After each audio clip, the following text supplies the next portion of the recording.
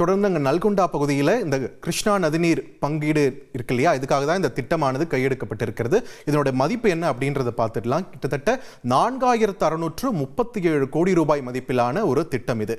அடுத்தது பிப்ரவரி 22ஆம் தேதி காலை சரியா 8:30 மணிக்கு இந்த சுரங்கத்துடைய கூரை சரிந்ததுனால தான் இந்த விபத்து ஏற்பட்டிருப்பதாக தகவல் வெளியாகி இருக்கிறது.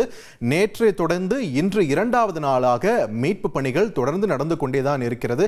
ஏற்கனவே சொன்ன மாதிரி 300க்கும் மேற்பட்ட வீரர்கள் எங்கள் பணியில் இருக்காங்க. இந்த திட்டத்தை பொறுத்த வரைக்கும் மொத்தம் 44 கிலோமீட்டர் தூரம் கொண்ட ஒரு சுரங்கமா இருக்கு. இது ஒரு நேரான ஒரு சுரங்கம் கிடையாது, வளைவுகள் நிறைந்த ஒரு சுரங்கமாக இருக்கிறது. அதனாலதான் இன்னுமே கொஞ்சம் சவாலான ஒரு விஷயமா இருக்கு. மண் சரிவு ஏற்பட்ட இடம் 13 14 கிலோமீட்டருக்கு இடைப்பட்ட ஒரு இடத்துல இருக்கக்கூடிய ஒரு சூழலையும் நம்மால பார்க்க முடிகிறது. மீட்பு படை தூரம் தற்போது வரைக்கும் 13 கிலோமீட்டர் நெருங்கிட்டாங்க. அதன் பிறகு அங்க மாட்டிட்டு இருக்கிறவங்கள மீட்பதில் தான் தற்பொழுது சிக்கலான ஒரு சூழல் இருக்கிறது.